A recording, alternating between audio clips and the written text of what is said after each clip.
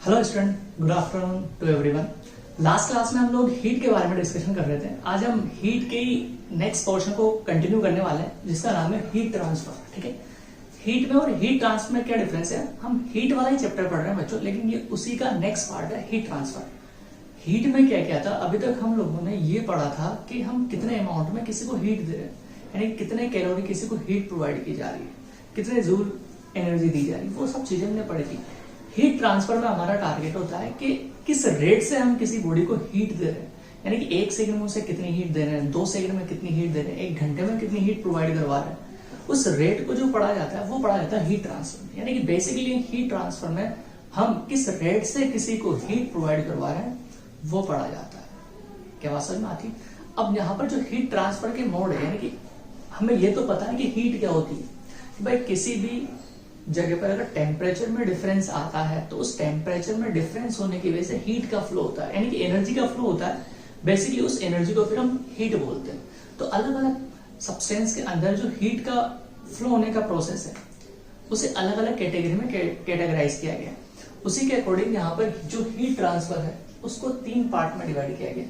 एक है कंडक्शन, एक है कन्वेक्शन और एक है रेडिएशन। ठीक है, तो जो कंडक्शन वाला प्रोसेस है उसमें मीडियम की रिक्वायरमेंट होती है, जो कन्वेक्शन वाला प्रोसेस है उसमें मीडियम की रिक्वायरमेंट होती है, लेकिन जो रेडिएशन वाला प्रोसेस है उसमें मीडियम की रिक्वायरमेंट नहीं होती। यानी कि हीट ट्रांसफर करने के हमारे पास बेसिकली 3 मोड है, कंडक्शन, कन्वेक्शन और रेडिएशन। अब किस किस में मीडियम की रिक्वायरमेंट होती है? कंडक्शन में मीडियम की रिक्वायरमेंट होती है, कन्वेक्शन में मीडियम की रिक्वायरमेंट होती है, इसमें रेडिएशन में मीडियम की रिक्वायरमेंट नहीं होती है। ठीक है, अब दूसरी बात यह है कि हमारे सिलेबस में जो हमें पढ़ना है सबसे ज्यादा वो है कंडक्शन और रेडिएशन। कन्वेक्शन को बहुत कम पढ़ना है क्योंकि ये है ही नहीं हमारे सिलेबस में, लेकिन जब आप इंजीनियरिंग करने जाते हो तो वहां पर ये काफी डीप में पढ़ना होता है आप लोगों को। कन्वेक्शन पूरा का पूरा चैप्टर चलता है, इसके ऊपर पूरी पूरी बुक्स भी चलती है। अगर आप मैकेनिकल वगैरह ब्रांच लेते हो तो हीट ट्रांसफर करके, तो वहां पे आपको पढ़ना होता है। लेकिन हमारे जो जेईई का सिलेबस है उसके अकॉर्डिंग कन्वेक्शन वाला पोर्शन हमारे सिलेबस में ना के बराबर ऐसा मान लीजिए। तो हमें सबसे ज्यादा इस चैप्टर में पढ़ना है कंडक्शन और उसके बाद सबसे ज्यादा पढ़ना है रेडिएशन। इसका फॉर्मूला वगैरह जो होता है वो मैं आपको डिफाइन कर दूंगा। क्या बात समझ में आती है? दूसरा ये भी बोला जाता है बच्चों कि जो कंडक्शन है वो सॉलिड्स में होता है। किसके अंदर होता है? सॉलिड्स में। सॉलिड्स में।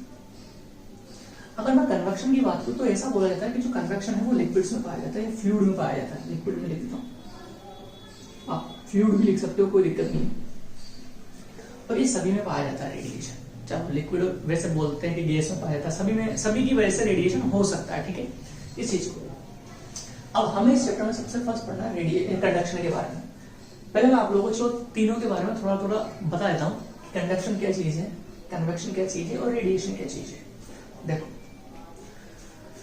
फर्स्ट बात करते हैं हम कंडक्शन की। कंडक्शन में क्या होता है बच्चों कि मान लेते हैं हमारे पास कोई रोड है, मान लेते हैं ये रोड है, ठीक है। हमने किसी प्रोसेस के इस रोड के पूरे रोड का टेम्परेचर फिक्स है, कांस्टेंट है। मान लेते हैं यहाँ पर भी 10 डिग्री, यहाँ पर भी 10 डिग्री। अब मैंने किसी प्रोसेस के थ्रू इस एंड का टेम्परेचर बढ़ाना स्टार्ट किया। मान लेते बर्नर की हेल्प से किया, एक बर्नर बना लेते हैं।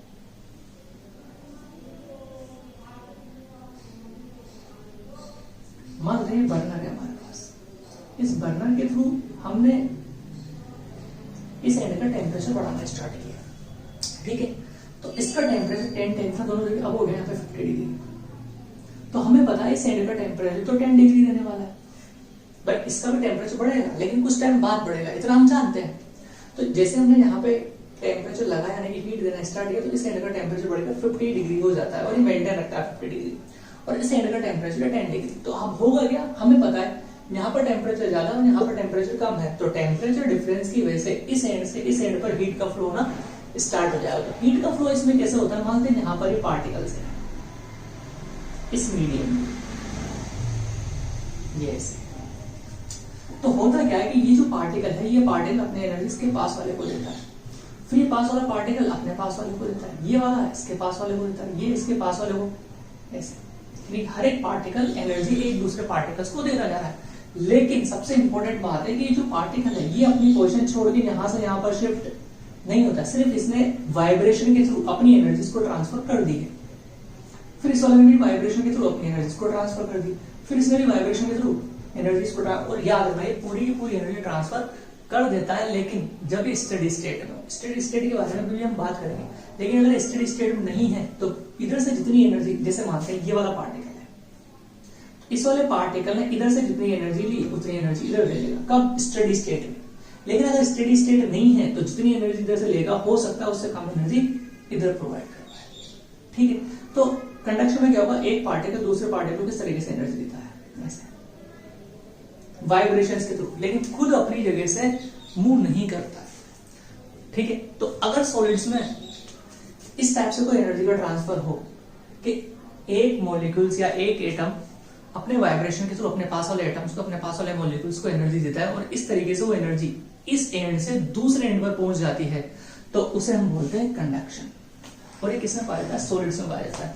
इसे ऐसे समझ सकते हैं, जैसे सपोज कीजिए अभी यहाँ पे मान लीजिए क्लास ही बैठी हुई है, स्टूडेंट्स बैठे हैं, ठीक है, तो सामने स्टूडेंट्स ऐसे कॉलम में बैठे हुए, यानी कि जो फ्रंट है मेरे सामने वाले कॉलम में, मेरे पास ये मार्कर है, मैंने मेरे सामने वाले को दिया, उसने उसके पीछे वाले को दिया, उसने उसको पीछे वाले को दिया, उसने उसके पीछे वाले को दिया, और ये क्लास के जो लास्ट में स्टूडेंट बैठा हुआ वहां तक मार्कर पहुंच जाता है। इसका मतलब क्या है कि मैंने आगे वाले को दिया, उस स्टूडेंट ने उसके आगे वाले को दिया, उस स्टूडेंट ने उसके आगे वाले को दिया, उस स्टूडेंट ने उसके आगे वाले को दिया, और ये कहां पहुंच गया? क्लास के लास्ट स्टूडेंट के पास पहुंच गया। यानी कि क्या हुआ, ये जो हीट थी मेरे पास से कहां जा चुकी, इस रूम के लास्ट तक पहुंच चुकी है, जबकि मैं भी अपनी जगह पर, और जितने भी स्टूडेंट्स ने ये पास किया वो सब स्टूडेंट क्या अपनी अपनी जगह पर बैठे हैं, लेकिन उन्होंने क्या किया, इधर से एनर्जी लेके इधर ट्रांसफर कर दी। उसी तरीके से ये मॉलिक्यूल्स ने क्या किया, मॉलिक्यूल्स ने क्या किया, इसके पास वाले मॉलिक्यूल से एनर्जी लेके इस वाले को, यानी इसने इससे एनर्जी ली और इसको ट्रांसफर कर दी, लेकिन खुद अपनी पोजीशन पर सिर्फ वाइब्रेट किया, अपनी जगह छोड़कर नहीं गया। तो यानी कि जिसमें मटेरियल का फ्लो नहीं होता है, जिसमें मटेरियल का फ्लो नहीं होता है, यानी कि ऐसा हीट का ट्रांसफर जिसमें मटेरियल का फ्लो नहीं होता है, सिर्फ उसके पार्टिकल्स के वाइब्रेशन के थ्रू एनर्जी वन एंड से अनदर एंड पर क्या होती है, पास होती है, तो फिर उसे हम बोलते हैं कंडक्शन। इसको आप ऐसे भी समझ सकते हो, देखो जैसे कि मैं ये वाटर है मान लेते हैं, यहां पे समझो,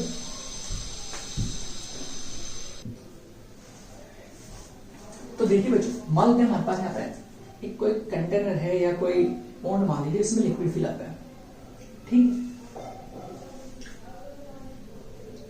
हुआ क्या, यहां पर कोई, छोड़ो इसमें तो क्या पार्टिकल फ्लो कर सकते हैं, इसको छोड़ो, दूसरा एग्जांपल लेते हैं, समझना। मान लेते हैं हमारे पास कोई सरफेस में यहाँ पे कई सारे पर्सन खड़े हुए हैं, एक दो ऐसे कई सारे, काफी साउंड आ रहा है बच्चों, देखो ऐसे कई सारे खड़े हुए हैं,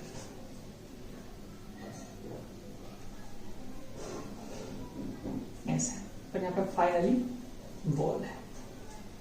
तो अब होगा क्या, इस पर्सन को हमने एक बॉल दिया हाथ में, तो इसने बॉल लिया, ये बॉल लेके इसने इस वाले को पास कर दिया, इसने ये बॉल इस वाले को पास कर दिया, इसने ये बॉल इस वाले को पास कर दिया, और इसने ये बॉल यहाँ पर फेंक दिया, यहाँ पर जो भी बकेट था, मानते बकेट बनाते हैं, इसमें थ्रो कर दिया इसने, तो ये बॉल यहाँ से यहाँ पर पहुंच चुकी है, ठीक है, लेकिन ये पर्सन अपनी जगह से सिर्फ डिस्प्लेस आगे पीछे हुए, लेकिन अपनी जगह से, अपनी जो मेन पोजीशन है उसको छोड़कर कहीं दूसरी जगह पर शिफ्ट नहीं हुए।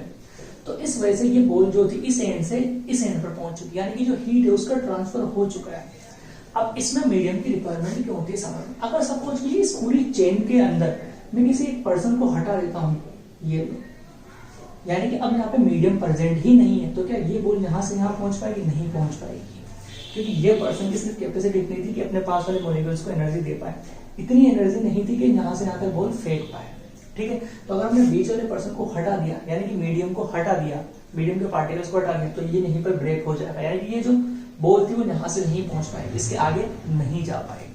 तो उस टाइप का जो एनर्जी हीट का ट्रांसफर होता है उसे हम बोलते हैं कंडक्शन। यानी कि कंडक्शन में क्या होता है, हीट एक जगह से दूसरी जगह पर फ्लो तो करती है, लेकिन जो मीडियम के पार्टिकल्स होते हैं उनकी वाइब्रेशंस की वजह से, और मीडियम का जो फ्लो है वो एक्चुअल में फ्लो नहीं होता है, यानी कि मीडियम वहीं का वहीं रहता है, लेकिन उसके पार्टिकल्स के वाइब्रेशन के थ्रू एनर्जी एक जगह से दूसरी जगह पर पहुंच जाती है, यानी कि इस एंड से इस एंड पर पहुंच जाती है। इसीलिए बोलते हैं कि इसमें मीडियम की रिक्वायरमेंट होती है, सॉलिड्स में होता है। तो जितने भी सॉलिड्स होते हैं उसके अंदर जो हीट का ट्रांसफर होता है या जो हीट का फ्लो होता है उसे हम कंडक्शन बोलते हैं। क्या बोलते हैं? कंडक्शन बोलते हैं। और इसमें मीडियम का फ्लो नहीं होता है। ठीक है, नेक्स्ट बात करते हैं हम कन्वेक्शन की। कन्वेक्शन में क्या होता है बच्चों, सबसे इंपॉर्टेंट बात है जो कंडक्शन और कन्वेक्शन को डिफरेंट करती है कि इसमें मीडियम का ही फ्लो हो जाता है, यानी कि मीडियम के पार्टिकल्स का फ्लो हो जाता है। कैसे फ्लो हो जाता है समझना। हीट का ट्रांसफर तो इसमें भी होता है, लेकिन इसमें मीडियम के पार्टिकल्स का फ्लो हो जाता है। इसमें मीडियम के पार्टिकल्स अपनी मेन पोजीशन के आगे पीछे ट्रैवल कर रहे थे, मूव कर रहे थे, वाइब्रेट कर रहे थे। इसमें ऐसा नहीं होता, इसमें पार्टिकल्स ही मूव कर जाते हैं। देखो कैसे, मान लेते हैं हमारे पास कोई कंटेनर है, इस कंटेनर में वाटर फिल अप, ठीक। अब हमने क्या किया, यहां पे एक बर्नर लगा दिया।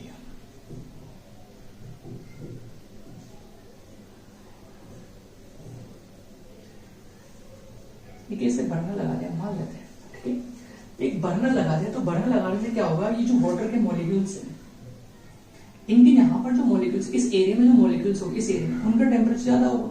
यहाँ पर जो मॉलिक्यूल्स हैं इसके कंपेरिजन में इनका टेम्परेचर क्या होगा, ज्यादा। और जैसे इस वाटर मॉलिक्यूल्स का टेम्परेचर ज्यादा हुआ है, यहाँ पर जो टेम्परेचर ज्यादा होगा, तो इस वाले जो मॉलिक्यूल्स है उनकी डेंसिटी क्या होने लगेगी, डिक्रीज होने लगेगी। और जैसे इनकी डेंसिटी डिक्रीज होने लगेगी, तो हमें पता है जिनकी डेंसिटी कम होती है वो कहाँ जाना चाहते हैं, ऊपर जाना चाहते हैं। तो ये पार्टिकल्स कहाँ जाने की कोशिश करेंगे, ऊपर जाने की कोशिश करेंगे, यहाँ पर। और जिनकी डेंसिटी ज्यादा है वो कहाँ आने की कोशिश करेंगे, नीचे आने की कोशिश करेंगे। तो अब क्या होगा, ये जो गर्म वाले वाटर के मॉलिक्यूल्स वो ऊपर जाना स्टार्ट होगी और जो ऊपर वाले मॉलिक्यूल्स वो नीचे आना स्टार्ट होगी। तो अब आप सोचो, हमने हीट कहाँ दी, यहाँ पर दी, लेकिन वो मॉलिक्यूल्स डेंसिटी में डिफरेंस होने की वजह से कहाँ पहुंच चुका है, ऊपर पहुंच चुका है, यानी हीट यहाँ से यहाँ पर जा चुकी है, ठीक है। और ऐसा प्रोसेस कंटिन्यूसली होता रहता है। और एक ऐसी सिचुएशन आती है जब पूरा का पूरा लिक्विड का टेम्परेचर क्या हो जाता है, सेम हो जाता है। तो यहाँ पे समझो, यहाँ पे लिक्विड में क्या हुआ कि मॉलिक्यूल्स का ट्रांसफर हो गया। जो मॉलिक्यूल्स नीचे थे वो मॉलिक्यूल्स कहाँ पहुंच चुके हैं, ऊपर पहुंच चुके हैं। तो इसमें क्या हो गया, मीडियम का फ्लो हो गया। जबकि इस वाले केस में मीडियम के पार्टिकल वहीं पर थे, सिर्फ आगे पीछे वाइब्रेट कर रहे थे, लेकिन अपनी जगह छोड़कर नहीं जा रहे थे। लेकिन देखो इसमें मीडियम का ही मूव कर गया, और जो ऊपर वाले हायर डेंसिटी वाले मॉलिक्यूल्स है वो कहाँ आते जा रहे हैं, नीचे आते जा रहे हैं। तो ऐसे क्या होगा, धीरे धीरे प्रोसेस कंटिन्यूसली चलता रहेगा।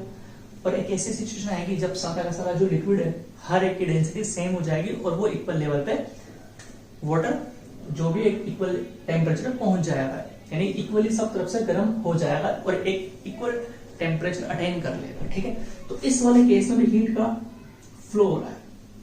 तो इस टाइप से जो हीट का फ्लो होता है उसे हम कन्वेक्शन बोलते हैं। इसमें मटेरियल का फ्लो हो जाता है बच्चों, इस चीज का ध्यान रखना। क्या हो रहा है, इसमें मटेरियल का फ्लो हो जाता है, जबकि इसमें मटेरियल का फ्लो नहीं होता। रेडिएशन में क्या होता है, रेडिएशन में जो एनर्जी का या सॉरी हीट का जो फ्लो होता है वो इलेक्ट्रोमैग्नेटिक वेव की फॉर्म में होता है, in the form of electromagnetic wave. Electromagnetic wave यानी कि फोटॉन्स की फॉर्म में होता है, ठीक है। जैसे सन से हमारी अर्थ के ऊपर जो रेडिएशन आ रही है, जो एनर्जी आ रही है, हम ये तो बोलते हैं कि सन से हमारे पास एनर्जी आती है। तो सन से जो हमारे पास एनर्जी आ रही है, यानी कि जो हीट आ रही है वो किस फॉर्म में आ रही है, रेडिएशन की फॉर्म में आ रही है। यानी कि सन से हमारे जो अर्थ है या जितने भी और प्लेनेट्स हैं वहां पर जो एनर्जी का ट्रांसफर हो रहा है सन से उन प्लेनेट तक, वो किस प्रोसेस के थ्रू हो रहा है, रेडिएशन के थ्रू। क्यों, क्योंकि हमने इन दोनों के लिए तो क्या बोला, मीडियम की रिक्वायरमेंट है, इसमें भी मीडियम की रिक्वायरमेंट है। तो हमारे जो अर्थ है, अर्थ का जो एटमॉस्फेयर है सिर्फ वहीं तक क्या है हमारे पास, मीडियम है। जहां पे एटमॉस्फेयर खत्म है वहां पे क्या आ जाता है, स्पेस आ जाता है। और स्पेस में हमें पता है कि कंडक्शन और कन्वेक्शन काम नहीं करेगा, क्योंकि उनको मीडियम चाहिए, क्योंकि इसमें भी मीडियम के पार्टिकल वाइब्रेट कर रहे हैं और इसमें मीडियम का फ्लो हो रहा है। तो जब वैक्यूम आ जाएगा स्पेस के अंदर, तो वहां पे फिर इन दोनों प्रोसेस से हीट का ट्रांसफर नहीं हो सकता। तो फिर वहां पर जिस प्रोसेस के थ्रू हीट का ट्रांसफर होता है वो प्रोसेस होता है रेडिएशन। और वहां पे जो हीट का फ्लो होता है या ट्रांसफर होता है वो इलेक्ट्रोमैग्नेटिक वेव्स की फॉर्म में होता है, यानी कि फोटॉन्स की फॉर्म में होता है, जिसे हम बोलते हैं एनर्जी के पैकेट्स के बारे में। थोड़ा और डिटेल से समझ लेते हैं। अब देखो, ये तीनों प्रोसेस एक साथ भी हो सकते हैं, तीनों प्रोसेस एक साथ भी होते हैं, लेकिन हम जब इंडिविजुअली पढ़ते हैं, मैं कंडक्शन को पढ़ता हूं, तो मान के मेरे पास तीनों प्रोसेस 30-30-30 के रेशियो में होते हैं, यानी कि 33-33 के रेशियो में होते हैं। तो तीनों भी हो सकते हैं, मानते हैं। लेकिन कई सारे प्रोसेस ऐसे होते हैं जिसमें कंडक्शन हो रहा होगा 90% और ये हो गया 5% तो फिर हम क्या करते हैं, इन दोनों को डोमिनेट कर देते हैं और इसी की स्टडी करते हैं, इसके ऊपर फोकस करते हैं। कई सारे केस में ऐसा होगा कि ये हो रहा होगा 90%, बाकी दोनों हो रहे होंगे 5%, तो फिर हम इन दोनों को नेगलेक्ट कर देते हैं, सिर्फ इसको कंसिडर करते हैं। कई सारी जगह पर ये हो रहा होगा 90%, ये दोनों नहीं हो रहे होंगे। ठीक, क्या बात समझ में आती है? ओके, तो मैं एक एग्जांपल भी समझाता हूं आपको, जैसे समझना। मान लेते हैं हमारे पास एक रोड है,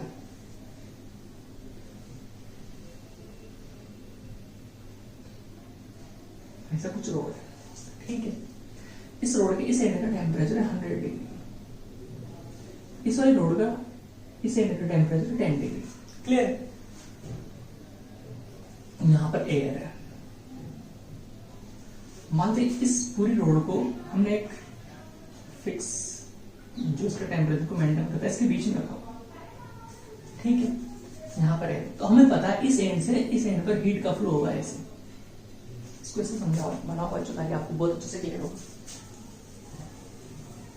देखो, मानते हमने यहाँ पे एक सोर्स लगा रखा है, वो सोर्स क्या करता है 100 डिग्री का टेम्परेचर मेंटेन रखता है, और यहाँ पर हमने एक रोड जोड़ दिया, और यहाँ पर भी हमने एक सिंक लगा रखा है जिसका टेम्परेचर 10 डिग्री है। ये रोड है हमारे पास, ठीक है, रोड है, यहाँ पर एयर है, यानी कि मीडियम है। एयर इन द सेंस मैं बोलना चाहता हूँ कि मीडियम है। तो अब क्या होगा, ये 100 डिग्री पर मेंटेन है, यानी कि इसका जो एंड होगा इस रोड का, वो भी कितने डिग्री पर होगा, 100 डिग्री पर होगा, क्योंकि इस सोर्स से अटैच है। और इस रोड का ये जो एंड है वो कितने डिग्री से अटैच होगा, 10 डिग्री से अटैच होगा, तो इसका टेम्परेचर 10 डिग्री होगा। अब हमें पता है कि ये रोड है, मीडियम है, तो यहां से इसमें जो फ्लो होगा वो कौन सा होगा, कंडक्शन होगा। कौन सा होगा, कंडक्शन के थ्रू फ्लो होगा। अब यहां से इस एयर के अंदर जो फ्लो हो रहा होगा वो कन्वेक्शन भी हो रहा होगा और रेडिएशन भी हो रहा होगा, यानी कि यहां पे कन्वेक्शन भी होगा और इससे जो रेडिएशन निकल रहा होगा तो रेडिएशन भी होगा। इस केस में तीनों चीजें पॉसिबल, क्योंकि जो एयर है, एयर को भी हम एक तरीके से क्या बोल सकते हैं, फ्लूइड ही बोल सकते हैं, लिक्विड ही बोल सकते हैं गैसेस फॉर्म में, तो वहां पर कन्वेक्शन भी हो रहा होगा और यहाँ पे रेडिएशन, क्योंकि अब आप सोचो यहाँ पे हॉट कोई चीज है तो उसमें से रेडिएशन निकल रहे होते हैं। इसको आप ऐसे समझ सकते हो, हम लोग कभी जब मार्केट वगैरह में जाते हैं तो वहां पे जो रेड हॉट आयरन जो रोड होती है, कई सारे जो बनाने का काम करते हैं, आयरन बार वगैरह बनाने का काम करते हैं, वहां पे आप जाओगे तो जो आयरन की जो रोड होती है वो एकदम रेड होती है, उसको आग के अंदर तपाया जाता है, काफी ज्यादा, काफी गर्म किया जाता है, तो एकदम रेड हो जाती है। तो जब आप उस रेड को किसी हैमर के थ्रू पकड़ते हो तो आप देखोगे उसमें से कुछ रेडिएशंस बाहर निकल रहे होते हैं, कुछ एनर्जीज बाहर निकलती है। उस चीज को हम क्या बोल रहे हैं, यहाँ पर रेडिएशन बोल रहे हैं। तो यहाँ पर 100 डिग्री वाली जो प्लेट का एंड है, यहाँ से कुछ रेडिएशंस बाहर निकल रहे हो, ठीक है।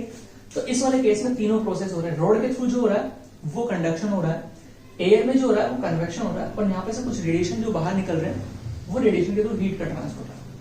एक और चीज की बात करते हैं, मान लेते हैं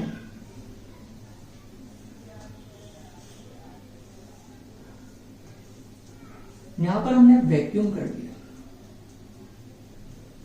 ठीक है, वापस ये 100 डिग्री, ये 0 डिग्री, ठीक है, तो ये रोड ही है वापस। तो प्रोसेस क्या होगा, प्रोसेस ये होगा कि इसमें तो जो हीट जा रही है वो कंडक्शन होगा, ठीक, कंडक्शन होगा। अब इसमें से इस तरफ जो जाएगा वो रेडिएशन होगा। अब यहां पर कन्वेक्शन नहीं होगा। क्यों कन्वेक्शन नहीं होगा, क्योंकि यहाँ पे कोई मीडियम है ही नहीं, मीडियम नहीं है तो फिर कन्वेक्शन नहीं होगा, फ्लूइड वाला कोई मीडियम नहीं है, तो इस केस में रेडिएशन और कंडक्शन हो रहा है, कन्वेक्शन नहीं हो रहा है। एक और देखते हैं, इधर बात करते हैं, वापस से यही प्रोसेस है।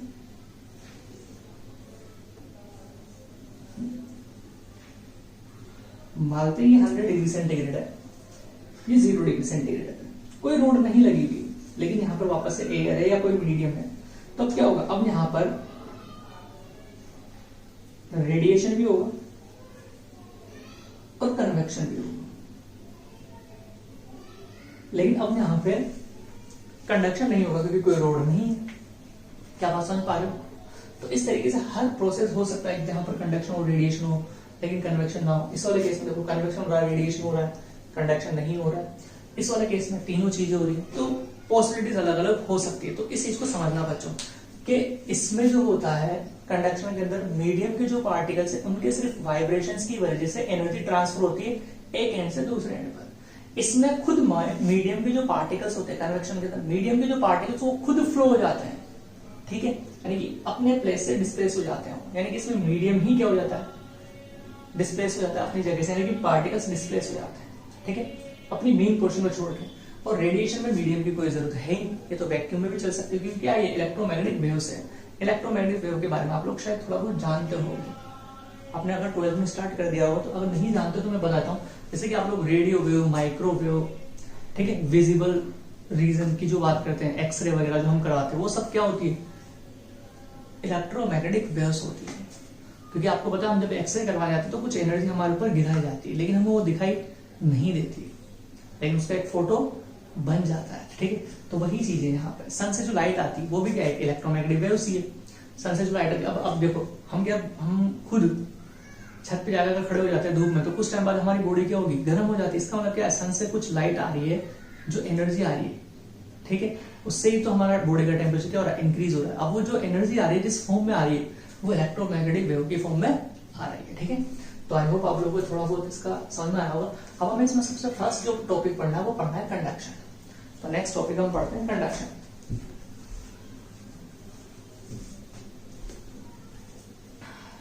फिर भी चलो मैं एक साथ और आपको समझाने की कोशिश करता हूँ कि तीनों के एक साथ डिफरेंस को भी समझा सकता हूँ। जैसे सपोज कीजिए ये पूरी क्लास है, इस क्लास में मैंने हर एक स्टूडेंट को गिफ्ट देना है, मान लेते हैं सपोज कीजिए हर एक स्टूडेंट को मुझे गिफ्ट देना है, तो मैं कई सारे तरीके से दे सकता हूँ।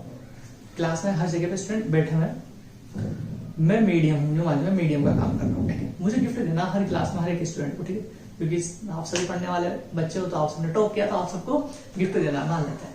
तो मैं हर एक स्टूडेंट के पास जाकर उसको खुद को गिफ्ट प्रोवाइड करवा रहा हूँ। जैसे कि कोई लास्ट में बैठा, मैं उसके पास गया, उसको गिफ्ट दिया, फिर आया, फिर दूसरा गिफ्ट लिया, मैंने यहाँ पे बेंच पे टेबल पे रखा हुआ था, फिर उसके पास कोई दूसरा स्टूडेंट बैठता, उसको जाके गिफ्ट दिया, ऐसे फिर आया, फिर तीसरा गिफ्ट लिया, फिर तीसरे को दिया, फिर ऐसे हर एक स्टूडेंट को मैंने यहाँ पे आया, वापस उसकी जगह पर गया, उसको गिफ्ट दिया। तो क्या हुआ, यहाँ पे मीडियम खुद, यानी कि मैं खुद क्या हो रहा हूँ, डिस्प्लेस हो रहा हूँ। तो इस तरीके से मैंने हर बंदे को जो गिफ्ट बांधा है, डिस्ट्रीब्यूट किया है, जो हर एक स्टूडेंट को गिफ्ट दिया है, तो वो जो प्रोसेस है एनर्जी देने का, यानी कि गिफ्ट देने का प्रोसेस क्या होगा, एनर्जी देने का प्रोसेस है, वो किस प्रोसेस के थ्रू होगा, कंडक्शन सॉरी कन्वेक्शन के थ्रू। क्योंकि मैं क्या हुआ, मीडियम खुद डिस्प्लेस हो रहा है, मैं खुद वहां जा रहा हूँ, कभी वहां जा रहा हूँ, कभी वहां जा रहा हूँ, तो डिस्प्लेस होता है। ये प्रोसेस कैसा हो गया, आपके पास कन्वेक्शन हो गया। लेकिन अगर सपोज कीजिए मैं यहीं पर खड़ा हुआ हूं, मैंने गिफ्ट लिया और मैंने इस स्टूडेंट से बोला कि जो लास्ट में स्टूडेंट है उसको वहां तक पास कर दो, तो मैंने इसको गिफ्ट दिया, इसने इसके पास वाले को दिया, उसने उसके पास वाले को दिया, उसने उसके पास वाले को दिया, वो लास्ट वाले तक पहुंच गया। जब वो लास्ट वाले तक पहुंच गया तो मैं तो यहीं पर रहा, मीडियम का कोई डिस्प्लेसमेंट नहीं हुआ, लेकिन एनर्जी यानी कि जो गिफ्ट था वो एक जगह से दूसरी जगह तक पहुंच चुका है। तो हम इस प्रोसेस में यहां से लेके वहां तक जितने भी स्टूडेंट और मैं, हमने जो काम किया वो हम हमारी जगह पर रहे, लेकिन हमने क्या किया, हमारी मेन पोर्शन के आगे पीछे थोड़ा सा वाइब्रेट करके डिस्प्लेस होके उस जगह, उस प्राइस को यहां से वहां पर ट्रांसफर कर दिया, यानी कि हीट यहां से वहां ट्रांसफर हो गया, जिसमें कोई मीडियम का फ्लो नहीं हुआ। तो फिर उस टाइप का जो प्रोसेस होगा वो क्या होगा, कंडक्शन होगा। अब मैंने क्या किया, मैंने ऐसा किया, मैंने जो गिफ्ट थे मेरे पास उन सबको मैंने ऐसे फेंक दिया, यहीं से बड़े बड़े, तो सबने अपने अपने हाथ में कैच कर लिया। तो वो जो प्रोसेस होगा कौन सा होगा, रेडिएशन होगा, उसमें मीडियम की कोई जरूरत नहीं है। फिर कोई भी उठा रहा गिफ्ट, कोई दिक्कत नहीं, मैं फेंक रहा हूँ, वो उठा रहे, उसमें कोई मीडियम की जरूरत नहीं है, ठीक है। तो ऐसे प्रोसेस होता है। तो हम सबसे फर्स्ट बात करेंगे कंडक्शन की। कंडक्शन क्या चीज है, तो ये तो आपको पता चल ही चुका होगा, इसमें मीडियम की रिक्वायरमेंट होती है, लिक्विड में होता है, इसमें मीडियम की रिक्वायरमेंट नहीं होती। देखो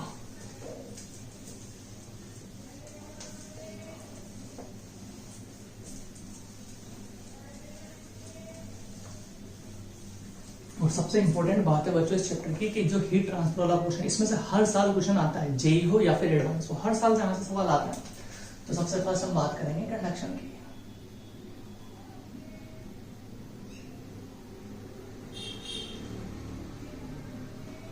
तो ये तो पता चली गया हमें कि सॉलिड्स के अंदर हीट का फ्लो होता है, वो जिस प्रोसेस के थ्रू होता है उसे कंडक्शन बोलते हैं, ठीक है। अब हमें ये पता करना है कंडक्शन में कि जो सॉलिड्स के अंदर जो हीट का फ्लो हो रहा है वो किस रेट से हो रहा है। जैसे कि मैंने बोला इस चैप्टर में पढ़ना ही क्या है, हमें हीट फ्लो रेट पढ़ना है, किस रेट से हो रहा है। तो अगर हमारे पास कोई बॉडी है, उस बॉडी के अंदर हीट का फ्लो करना है, तो वो फ्लो किस रेट से हो रहा है। अब अलग अलग बॉडी होगी तो ऑब्वियसली बात है अलग अलग रेट से होगा। तो कंडक्शन में क्या होता है उस चीज को समझते हैं। सबसे फर्स्ट मान लेते हैं हमारे पास कोई बॉडी है या कोई रोड है, ये कोई रोड है और कुछ अरेंजमेंट किया गया बच्चों, कुछ इस तरीके से किया गया, वो हमें पता नहीं है, कुछ भी किया गया, कुछ अरेंजमेंट किया गया और इस रोड का ये जो एंड है और ये जो एंड है इसका टेम्परेचर 100 डिग्री रखा गया मान लेते हैं, और इस एंड का टेम्परेचर 0 डिग्री रखा गया किसी तरीके से। मान लिया तो इधर आइस लगा दिया, कुछ भी लगा दिया, तो मान लेते हैं कि इसका जो 100 डिग्री, इसको मैं बोल रहा हूँ टी हायर, यानी कि ये हायर टेम्परेचर पर है और ये है टी लोअर यानी कि कम टेम्परेचर पर है। इसको ऐसा बोल रहा हूँ, न्यूमेरिकल वैल्यू तो कुछ भी हो सकती है, मैं आपको समझाने के लिए हायर टेम्परेचर या लोअर टेम्परेचर। और ये जो रोड है उस रोड की लेंथ एल है, ठीक है, और इस रोड का जो क्रॉस सेक्शन एरिया है ये वाला, ये पूरा थ्रू आउट द सेम है, ठीक है, सेम है। तो अब आपसे इस रोड के अंदर जो हीट का फ्लो हो रहा होगा या जो हीट फ्लो रेट है उसके बारे में बोलाएंगे। तो मान लेते हैं कि इस रोड के अंदर जो हीट का फ्लो होगा क्यों, किस रेट से होगा उसके बारे में बात करते हैं। तो अकॉर्डिंग टू कंडक्शन लॉ जो भी होता है, तो उन्होंने बोला कि delta Q by delta T यानी कि हीट फ्लो रेट, इसे हम बोलते हैं heat flow rate. Heat flow rate वो डायरेक्टली प्रोपोर्शनल होता है इस एंड और इस एंड के टेम्परेचर डिफरेंस के, यानी कि डेल्टा टी के। पहला स्टेटमेंट ये बोला, ठीक है। दूसरा स्टेटमेंट उन्होंने बोला कि जो हीट फ्लो रेट है यानी कि D q by delta T वो डायरेक्टली प्रोपोर्शनल है कि जिस एरिया में वो एंटर कर रहा है ना उसके क्रॉस सेक्शन एरिया की, यानी कि ए के क्रॉस सेक्शन एरिया,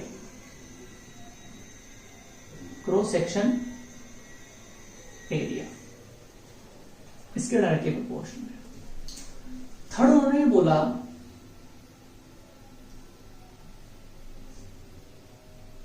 कि जो हीट फ्लो रेट है delta Q by delta T वो डायरेक्टली प्रोपोर्शनल है, ये जो लेंथ है ना, जितनी लेंथ में वो हीट का फ्लो हो रहा है उसके 1/L के, यानी कि उसकी लेंथ की 1/L के, यानी कि ए से inversely proportional in the sense आप ऐसा बोल सकते हो। थर्ड, तो ये इक्वेशन फर्स्ट, सेकंड और थर्ड से from equation first, second and third, तब इन तीनों को कंबाइन करते हैं तो हमें ये मिला कि delta q by delta t is directly proportional to A delta t by l, ये मिला। और जब हमें प्रोपोर्शनल का साइन आता है कांस्टेंट आता है, तो delta q by delta t is equal to वो कांस्टेंट है k A delta t by l, ये फॉर्मूला मिला हीट फ्लो रेट का, वह के क्या है, कांस्टेंट है जिसका नाम है थर्मल कंडक्टिविटी, इसे बोलते हैं थर्मल कंडक्टिविटी, थर्मल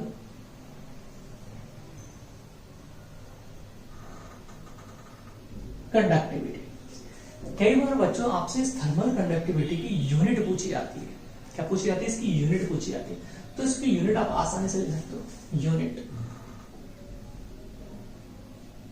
देखो इस के की यूनिट निकालनी तो इसको एक तरफ रखो, बाकी इन सबको इस तरफ शिफ्ट कर दो। देखो ये तो क्या आपके पास जूल पर सेकंड यानी कि वॉट है, जूल पर सेकंड क्या होता है, वॉट। देखो यहाँ पे मीटर स्क्वायर टेम्परेचर है और यहाँ पे मीटर है, तो एक मीटर कट हो जाएगा, तो क्या हो जाएगा आपके पास वॉट पर मीटर पर केल्विन यूनिट, वॉट पर मीटर पर केल्विन। आप डिग्री सेंटीग्रेड भी लिख सकते हो, कोई दिक्कत नहीं है,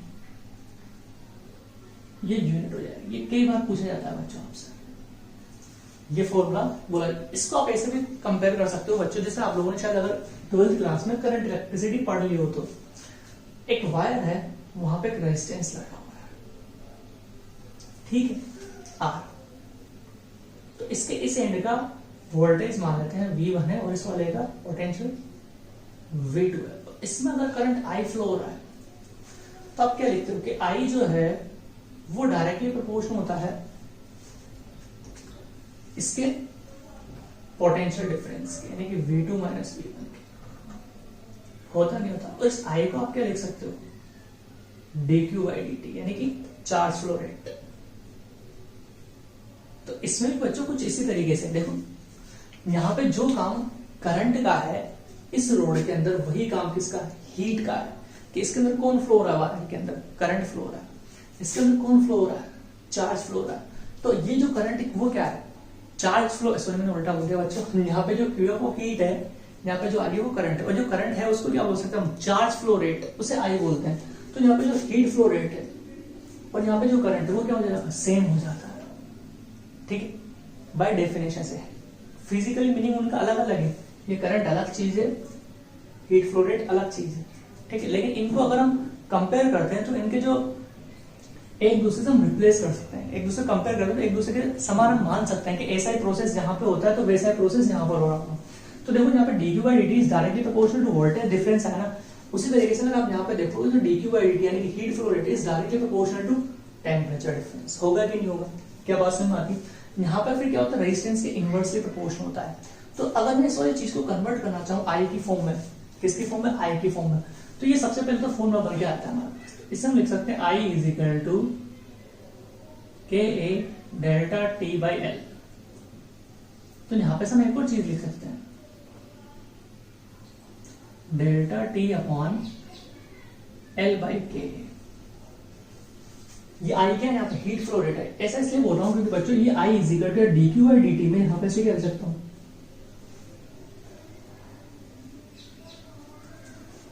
तो इन दोनों को जब हम कंबाइन करते हैं तो आई इज इक्वल टू क्या लिख सकते हैं हम लोग, v बाई r लिख सकते हैं ना। तो देखो आई का काम कौन कर रहा है यहाँ पे, dq बाई dt यानी कि चार्ज फ्लो रेट। v का काम कौन कर रहा है यहाँ पे, टेम्परेचर डिफरेंस। और रेजिस्टेंस का काम कौन कर रहा है यहाँ पे, L बाई K। क्या बात समझ आता है। लेकिन बच्चों ये वाला फॉर्मूला हम तब अप्लाई कर सकते हैं जब ये पूरा का पूरा एरिया क्या सेम हो, क्रॉस सेक्शन एरिया क्या सेम हो। और इसको आप इस 12th वाले जो पोर्शन है करंट वाले से भी रिप्लेस कर सकते हो अगर आपने करंट वाला चैप्टर पढ़ लिया है। तो जहां जहां पर आपने जिस तरीके से करंट वाले न्यूमेरिकल सोल्व किए थे उस तरीके से आप लोग हीट वाले न्यूमेरिकल्स भी सोल्व कर सकते हो। जैसा आप लोगों ने इसमें सीरीज पैरेलल पढ़ा था उसी तरीके से हमें इसमें भी सीरीज पैरेलल पढ़ना है। अब ये तो किसके लिए था, जब पूरा का पूरा एरिया क्या सेम हो। लेकिन सपोज कीजिए बच्चों, कई बार ये जो रोड है कोई जरूरी थोड़ा कि वो रोड पूरी की पूरी सेम क्रॉस सेक्शन एरिया की हो, उसका एरिया चेंज भी हो सकता है। तो मान लेते हैं उस केस में फॉर वेरी एरिया, जब एरिया वेरी कर रहा हो या कोई भी चीज वेरी कर रही हो, मान लेते हैं ये कुछ रोड है हमारे पास, कैसे भी हो सकता है। ठीक है, ये एरिया इसका चेंज हो रहा है, ये वापस से 100 डिग्री सेंटीग्रेड पर है, ये 0 डिग्री सेंटीग्रेड यानी कि टी हायर पर है, ये टी लोअर पर है। इसमें हीट क्यू जा रही है। अब इसके हर जगह पे एरिया क्या है, अलग अलग है। तो फिर हम क्या करेंगे, इसमें एक स्मॉल एलिमेंट लेंगे, यहां पर मान लेते हैं जिस भी एरिया पे हमें कैलकुलेट करना है, मान लीजिए ये वाला एरिया। तो इसका ये जो थिकनेस है यहां से मान लेते हैं ये x डिस्टेंस पर है और थिकनेस है dx है। और इस वाले पोर्शन का जो क्रॉस सेक्शन एरिया है ये वो मान लेते हैं a है। तो इस छोटे से में से है जो हीट का फ्लो हो रहा होगा, देखो ये 100 है तो इसका इस वाले पॉइंट का टेम्परेचर मुझे पता नहीं, मैंने t मान लिया। और इस वाले पॉइंट का 2 पॉइंट है ना, इस वाले पॉइंट का टेम्परेचर मैंने मान लिया t प्लस dt। ठीक है, तो यहाँ पर इस वाले फॉर्मूले के अकॉर्डिंग जब मैं हीट लिखूंगा तो इसमें स्मॉल सी हीट जा रही होगी, तो उसे क्या लिखेंगे हम, dq बाई dt Ka। अब देखो ये t है, यहाँ पे t प्लस dt है, तो यहाँ पे क्या लिखना पड़ेगा मुझे, टेम्परेचर डिफरेंस लिखना पड़ेगा। तो t plus dt minus t करूंगा तो क्या बचेगा, dt बचेगा डिवाइड बाई dx। कितनी लेंथ में से पास हो रहा है dx। लेकिन आगे मुझे अब माइनस लगाना पड़ेगा। क्यों माइनस लगाना पड़ेगा उस चीज को समझना बच्चों, क्योंकि हमें पता है कि इधर टेम्परेचर ज्यादा होगा और इधर टेम्परेचर कम होगा। तो यहाँ पे t है तो यहाँ पे t प्लस dt लिखा है, तो dt क्या होना चाहिए, नेगेटिव होना चाहिए। तो देखो ये dt अगर नेगेटिव है तो इसके आगे हमें क्या लगाना पड़ेगा, माइनस, ताकि टर्म हो जाए पॉजिटिव। तो ध्यान रखना बच्चों, एक और फॉर्मूला बन के आ जाता है हमारे पास, dq by dt is equal to minus ka dt by dx। कब, जब ये वेरिएबल एरिया हो। तो हम ऐसे भी कैलकुलेट कर सकते हैं। तो अब इसके ऊपर जो सिंपल सिंपल से क्वेश्चन आते हैं पहले वो कर लेते हैं हम लोग, बहुत ही आसान आसान से इसे रफ करते हैं। देखो सबसे पहला सवाल तो हमसे ऐसे ही पूछा जा सकता है, कोई भी पूछ सकता है। ये कोई रोड गिवन है,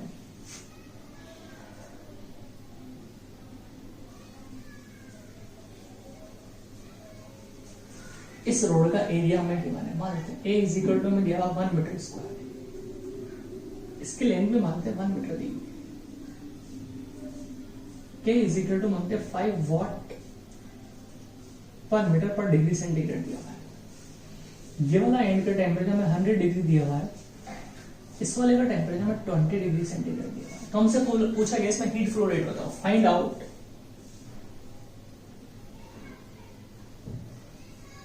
हीट फ्लो रेट।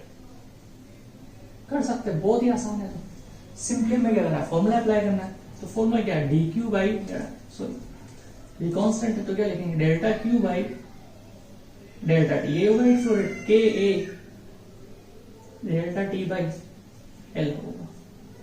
के कितना है 5 पे, ए भी 1 है, टेम्परेचर डिफरेंस कितना होगा 100 माइनस 20 यानी कि 80 डिग्री। एल भी कितना है 1 है, तो ये आंसर कितना हो जाएगा 400। आप इसे लिखेंगे हम लोग जूल पर सेकेंड। ये आ गया हीट फ्लो रेट, बहुत आसान है, कोई दिक्कत नहीं। कई बार आपसे ऐसा भी पूछा जा सकता है बच्चों कि इसके हर एक पॉइंट का टेम्परेचर अलग अलग होगा, उस पर थोड़ी उस पर चर्चा करते हैं, तो हमसे वो भी पूछा जा सकता है। तो आप लोग इसे नोट कर लीजिए, फिर इसके आगे बढ़ते हैं। ये फॉर्मूला याद रखना बच्चों, तो ये वाला फॉर्मूला और वेरिएबल हो तो ये वाला फॉर्मूला, ये माइनस क्यों लिखा है, ये चीज आपको समझ में आ गई होगी।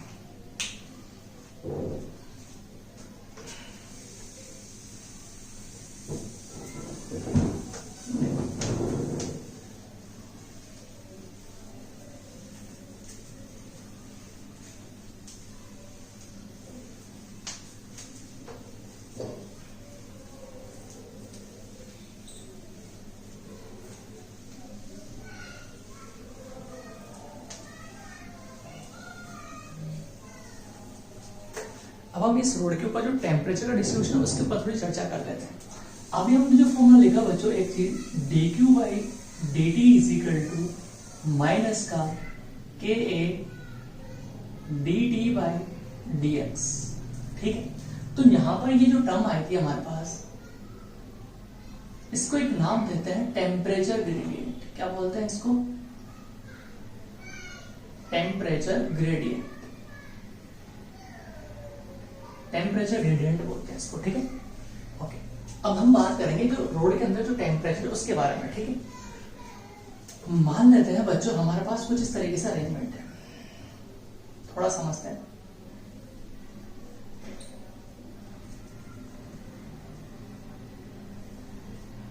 कि स्टेडी स्टेट क्या होती है, मैं आपको वो चीज समझा रहा हूं, स्टेडी स्टेट, क्योंकि अभी हमने जो फॉर्मूला लिखा है ना वो स्टेडी स्टेट के लिए लिखा है, ठीक है। तो मान लेते हैं हमने यहाँ पे एक रोड रखी है, यहाँ पे इसका टेम्परेचर मान लेते हैं 100 डिग्री सेंटीग्रेड है, इस एंड का टेम्परेचर 10 डिग्री सेंटीग्रेड है। तो अब अगर आप ध्यान से समझोगे बच्चों कि अगर ये स्टेडी स्टेट में है, स्टेडी स्टेट का मतलब क्या है कि यहाँ पर जितने भी मॉलिक्यूल्स है ये ऐसे, स्टेडी स्टेट का मतलब है कि इस पॉइंट का टेम्परेचर 100 डिग्री फिक्स है, इस वाले का 10 डिग्री फिक्स है, ये चेंज नहीं हो रहा है, किसी प्रोसेस के थ्रू किया हुआ है। लेकिन अगर आप ध्यान से समझोगे तो इस रोड के यहाँ पर जितने भी पॉइंट्स होंगे उन सब का टेम्परेचर भी अलग अलग होगा, लेकिन वो फिक्स होगा। मान लेते हैं यहाँ पे कोई पॉइंट है, इसका टेम्परेचर 90 डिग्री सेंटीग्रेड है, मान लेते ये वाला पॉइंट है, इसका टेम्परेचर 60 डिग्री सेंटीग्रेड है, कुछ भी हो सकता है। मान लेते इस वाले पॉइंट का है 30 डिग्री सेंटीग्रेड मान लेते हैं, इस वाले का मान लेते हैं 20 डिग्री, माना जा सकता है, इसमें कोई दिक्कत नहीं, लेकिन फिक्स है। एक बार जो इन्होंने अचीव कर लिया कि 100 डिग्री सेंटीग्रेड था, ये 10 डिग्री था, इन्होंने अचीव कर लिया, ये रोड अगर स्टेडी स्टेट में है तो इसका टेम्परेचर 90 डिग्री सेंटीग्रेड, इस वाले पॉइंट का 60 है, इसका 30 है, इसका 20 फिक्स है। अब ये चेंज होने वाला नहीं है स्टेडी स्टेट में। तो स्टेडी स्टेट में क्या होता है कि इधर वाले एंड से जो हीट मिली, यहाँ से कोई हीट आई, इसको मिली, इस वाले पॉइंट को मिली, तो जितनी हीट इसके पास है, मान लेते हैं इसके पास जो हीट है वो 50 जूल आई या 50 कैलोरी है, वो पूरी की पूरी हीट इसने किसको दे दी, इसको दे दी 50 कैलोरी। उतनी की उतनी हीट इसने इसको दे दी, फिर उतनी की उतनी हीट इसने इसको दे दी, उतनी की उतनी हीट इसने इसको दे दी, उतनी की उतनी हीट इसने इसको दे दी, उतनी हीट इधर पहुंच गई। यानी कि अगर इस एंड से 50 कैलोरी या 50 जूल, सॉरी कैलोरी की बात करते हैं, 50 कैलोरी हीट आती है और ये रोड स्टडी स्टेट में है, यानी कि हर एक पॉइंट ने अपना एक टेम्परेचर जो था वो अटेन किया हुआ, तो इधर से जितनी हीट आएगी वो पूरी की पूरी हीट यहाँ पर पहुंच जाएगी। बीच में कहीं पर कोई एनर्जी का लॉस या हीट का लॉस नहीं होगा। इसका मतलब ये है कि बीच में जो भी एलिमेंट है वो कोई अपने पास हीट नहीं रखेगा। इसे बोलते हैं स्टडी स्टेट। क्या बोलते हैं हम? Steady state. यानी कि स्टडी स्टेट का मतलब है कि इधर से जितनी हीट है वो पूरी पूरी हीट यहाँ पर पहुंच जाएगी। स्टडी स्टेट में रोड के बीच में कहीं पर कोई हीट रुकने वाली नहीं है। चाहे तो उनका टेम्परेचर अलग अलग हो सकता है लेकिन कोई अपने पास हीट नहीं रखेगा। इसे हम बोलते हैं स्टडी स्टेट। यानी कि जितनी हीट इधर से मिलेगी उतनी पूरी की पूरी हीट इधर मिल जाएगी। इसको आप ऐसा समझ सकते हो, मान लेते हैं हमारे पास एक पानी की टंकी है, ठीक है, हमने यहाँ पे इसमें पानी भरा हुआ है फुल।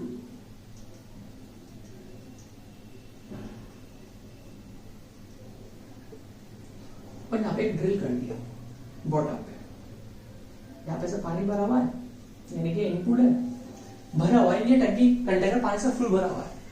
अब फुल भर गया, अब हमने इसका ये चालू कर दिया यहाँ पे। तो अगर मैं इधर से जितना पानी इसके अंदर फिलअप करूंगा वाटर,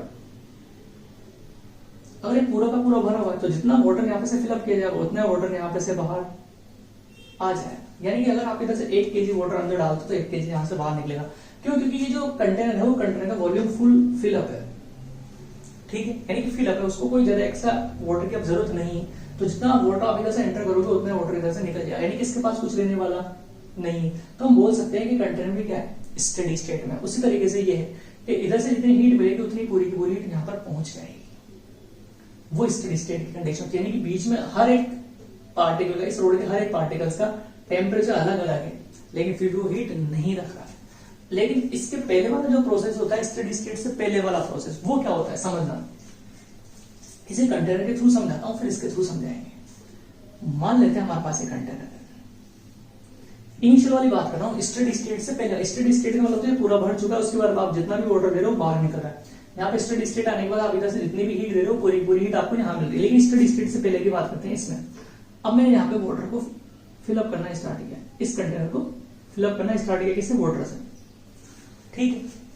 तो यहां पर से वाटर आएगा बाहर, लेकिन उतना आइए जरूरी नहीं, कम आएगा। यहां पर से अगर मैंने 1 kg एंटर करवाया तो यहां पे से क्या 1 kg बाहर आइए जरूरी नहीं, इससे कम भी हो सकता है, ठीक है, क्लियर। तो मैंने इसको स्टार्ट किया तो यहाँ पे से भरना स्टार्ट होगा। अब जैसे जैसे ये भरना स्टार्ट होगा बच्चों, तो यहाँ पे से बाहर निकलने वो वाला जो वाटर वो भी बढ़ता जाएगा। फिर जैसे जैसे और बढ़ता जाएगा और बढ़ता जाएगा, तो यहाँ से बाहर निकलने वाला वाटर और बढ़ता जाएगा। लेकिन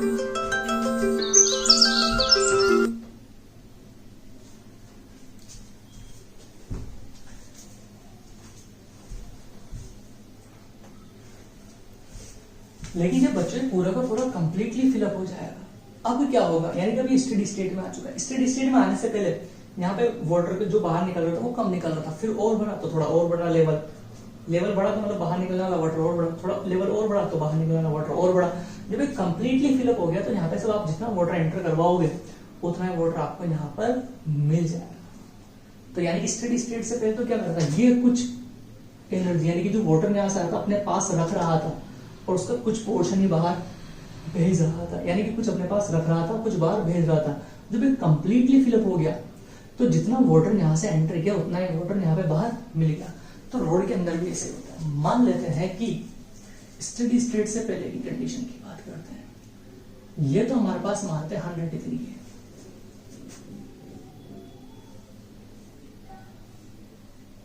ये कितना 10 डिग्री है। लेकिन जो रोड थी मान लेते हैं उस रोड का टेम्परेचर था 5 डिग्री सेंटीग्रेड। इस पूरी रोड का टेम्परेचर कितना? 5 डिग्री, यहां से लेके आता पूरी का। इसका टेम्परेचर 100 डिग्री सेंटीग्रेड, इसका 10 डिग्री सेंटीग्रेड। तो अब स्टेडी स्टेट से पहले जैसे मैं इस रोड को उठा के इसके बीच में रखता हूं या इसको यहां पर रखता हूं ऐसे, तो अब क्या होगा? अब क्या होगा? जैसे मैंने इस रोड को यहां पर रखा तो ये 100 डिग्री का मेंटेन, यानी ये वाला एंड किस पे आ जाएगा? 100 डिग्री, और ये वाला एंड किस पे आ गया? 10 डिग्री। जबकि इस रोड का पहले पूरा टेम्परेचर कितना था? 5 डिग्री था। तो अब क्या होगा कि इधर से जो हीट आएगी वो पूरी की पूरी हीट इधर पहुंचे, ये जरूरी नहीं है। क्या होगा कि इसका हर एक जो पॉइंट है वो अपने पास कुछ हीट रखेगा और कुछ हीट को पास करेगा। यानी कि सपोज अब इसके पास यहाँ पे पहले 50 कैलोरी आ रही थी, तो 50 कैलोरी जा रही थी। अब मानते हैं अगर इस एंड को 50 कैलोरी मिली तो उसने 50 कैलोरी में से कुछ पोर्शन अपने पास रखा, बाकी को पास कर दिया। फिर रोल ने क्या किया, उसमें से कुछ पार्ट को रखा, कुछ को पास कर दिया। फिर इसमें कुछ को रखा, इसे पास कर दिया। यानी कि कुछ अपने पास रख रहा है, कुछ पास करते जा रहे हैं। तो आफ्टर अ लॉन्ग टाइम, काफी लंबे टाइम बाद, अब देखो ये कुछ अपने पास एनर्जी रख रहा है। इसका मतलब क्या है, इस पॉइंट का टेम्परेचर बढ़ रहा होगा। कि भाई ये अगर देखो पहले 5 डिग्री पर था, अब अगर ये एनर्जी रख रहा है तो उसका टेम्परेचर बढ़ रहा होगा। तो इसका टेम्परेचर बढ़ते बढ़ते एक पर्टिकुलर टेम्परेचर पे पहुंच चुका होगा। इस वाले पॉइंट का भी टेम्परेचर बढ़ते बढ़ते एक पर्टिकुलर जगह पे पहुंच चुका होगा। तो जब ये आखिरी में यहाँ पर आएगा इस एंड का, तो इस एंड का टेम्परेचर कितना हो जाएगा, इस पॉइंट का 10 डिग्री हो जाएगा। और इस वाले एंड का कितना है, 100 डिग्री हो जाएगा। और बीच में जितने भी पॉइंट्स है वो भी अब एक पर्टिकुलर टेम्परेचर को अटेन कर लेंगे। उसके बाद अब आप इधर से जितनी हीट प्रोवाइड करोगे वो सारी की सारी हीट यहाँ पहुंच जाएगी। लेकिन उस स्टेडी स्टेट से पहले अब जो भी हीट यहाँ पे प्रोवाइड करवा रहा था, पूरी की पूरी हीट यहाँ पर नहीं पहुंच रही थी। कुछ पोर्शन ये रख रहे थे, जिससे कि क्या इनके टेम्परेचर में इंक्रीमेंट हो रहा था। अब स्टेडी स्टेट में मान लेते हैं कि इसका टेम्परेचर अगर 100 डिग्री है, तो देखो ये लीनियरली चेंज होता है बच्चों। टेम्परेचर कैसे चेंज होता है, लीनियरली। तो मान लेते हैं कि 100 डिग्री सेंटीग्रेड है, ये इस एंड का 10 डिग्री सेंटीग्रेड। तो हर एक पॉइंट का जो टेम्परेचर होगा ऐसे लीनियरली हो रहा होगा। इसका कुछ ऐसे हो रहा होगा, यहाँ पे और कम हो रहा होगा, यहाँ पे और कम हो रहा होगा, इसका टेम्परेचर यहाँ होगा। तो देखो आपको सोचो, यानी कि इसका 100 है, इसका 10 है, तो यहाँ पे बीच में 70, 80, जिसका जितना रिक्वायरमेंट है वो इतना टेम्परेचर अचीव कर रहा होगा। उसके बाद एक स्टेडी स्टेट आ जाएगी। उस स्टेडी स्टेट के बाद जितनी हीट यहाँ से निकलेगी उतनी हीट यहाँ पर पहुंचेगी। क्या बात समझ में आती है? तो सिचुएशन क्या है स्टडी स्टेट की, और स्टडी स्टेट के पहले की, ठीक है। क्योंकि स्टडी स्टेट के पहले अगर आप हीट दोगे तो पूरी पूरी हीट यहाँ पर नहीं पहुंचेगी। कुछ हीट ये बीच में जो मॉलिक्यूल्स वो अपने पास रख लेंगे। लेकिन स्टडी स्टेट अचीव होने के बाद काफी लंबे टाइम के बाद जितनी हीट आप यहाँ दोगे पूरी पूरी हीट यहाँ पर चली जाएगी। तो अब यहाँ पे ऐसे सवाल पूछे जाते हैं कई बार छोटे छोटे से, तो ऐसे हटाते हैं बच्चों। सवाल देखो क्या है, ये ग्राफ मैंने लीनियरली क्यों बनाया इसके बारे में बात करते हैं अभी हम लोग। बहुत आसान है, क्योंकि मान लेते हैं यही रोड है, ठीक है। मैं स्टडी स्टेट की बात कर रहा हूँ, ठीक है, क्योंकि स्टडी स्टेट में आने के बाद ही ऐसी सिचुएशन होगी। तो देखते हैं हम लोग, मान लेते हैं हमारे पास कोई रोड है,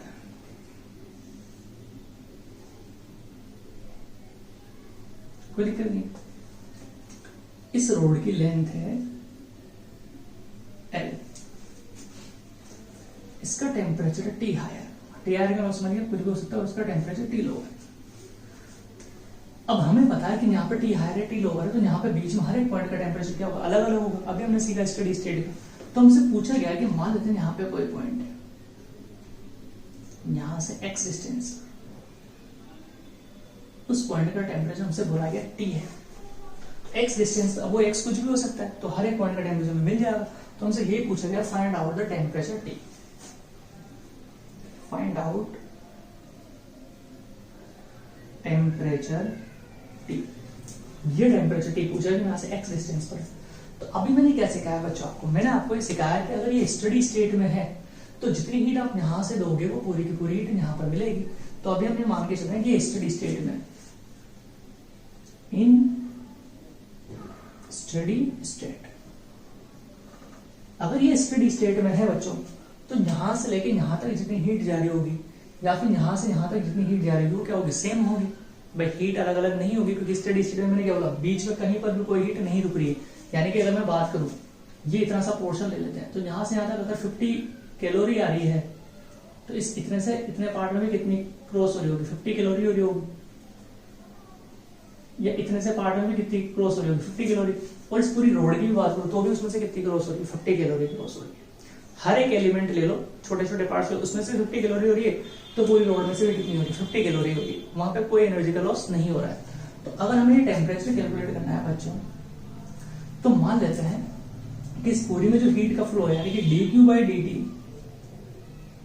वो अगर मैं लिखूं पूरी रोड के लिए, तो उसे क्या लिखेंगे, K A T higher minus T lower by L। और इतने से पोर्शन के लिए अगर मैं हीट फ्लो रेट लिखूं तो उसे क्या लिखेंगे, डेल्टा Q/डेल्टा T is equal to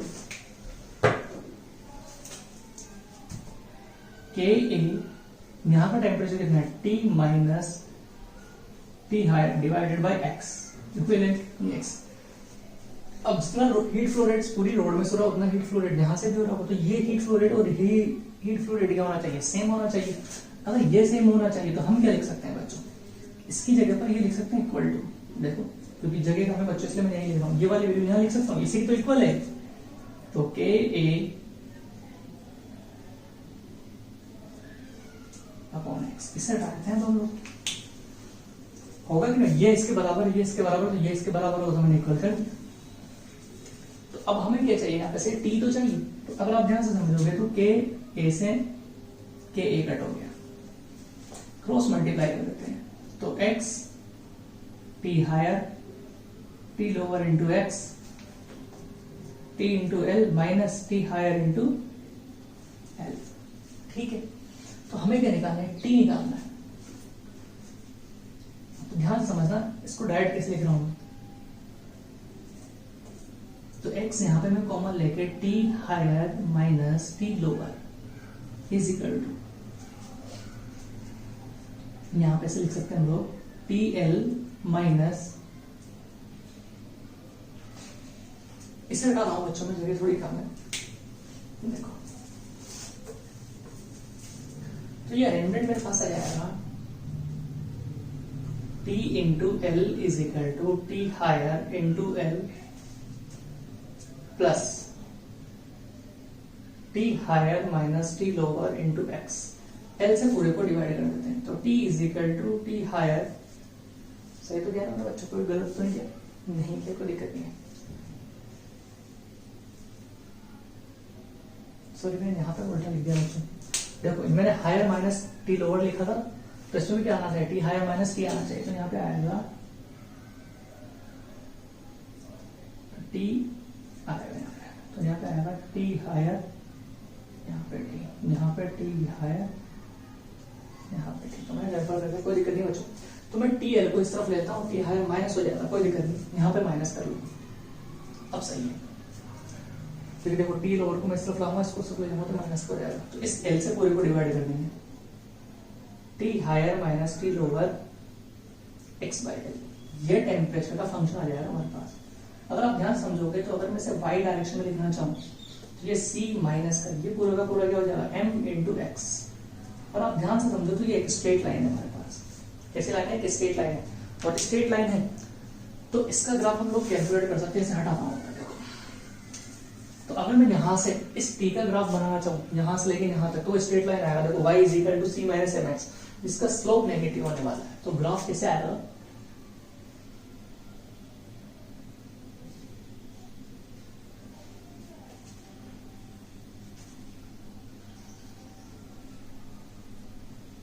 yes, तो देखो x इज इक्वल टू 0 अगर मैं पुट करता हूं तो ये टर्म तो 0, तो टेम्परेचर कितना होगा, टी हायर, यानी कि यहां से स्टार्ट होगा x बराबर 0, उसके बाद स्लोप नेगेटिव स्लोप वाला ऐसे आएगा ग्राफ,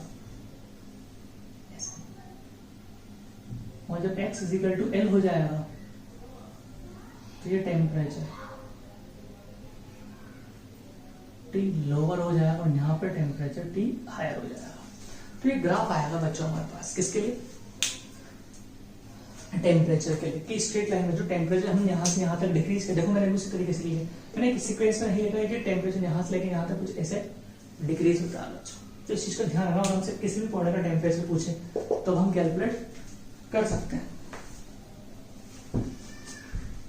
ठीक है। एक और चीज करते हैं हम लोग, इस तरफ करता हूँ बच्चों को, इधर देखो, तो टेम्परेचर का आपको पता चलिए, कई बार अगर आपसे ऐसा भी ग्राफ पूछे कि स्टेडी स्टेट से पहले उसका ग्राफ कैसा आएगा, तो बच्चों ध्यान रखना, स्टेडी स्टेट से पहले का जो ग्राफ आता है वो स्ट्रेट लाइन ना आके कुछ ऐसा होता है, मैं आपको बता देता हूँ, ऐसे तो पूछने वाला नहीं है कोई भी, ऐसा कुछ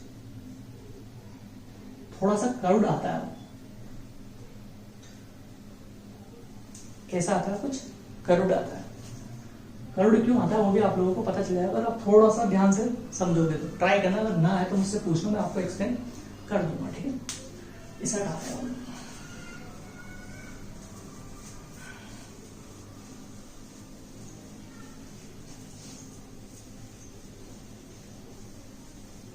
देखो तो हमसे कहीं बार भी कोई भी पूछे, ग्राफ पूछे तो हम ग्राफ के बारे में बता सकते हैं। अब कई बार क्या होता है बच्चों, स्टेडी स्टेट के पहले वाली और स्टेडी स्टेट की कंडीशन की बात की जाती है, तो हमें पता है कि स्टेडी स्टेट से पहले और स्टेडी स्टेट में स्टेडी स्टेट के पहले कोई दो एलिमेंट्स है मान लेते हैं हमारे पास, चलो वो कर ही लोगे आप लोग, इसकी कोई मुझे ज्यादा जरूरत नहीं, बट ये ध्यान रखना बच्चों जो इसका इक्वेशन आया वो इक्वेशन याद रखना, क्योंकि कई बार पूछा जाता है।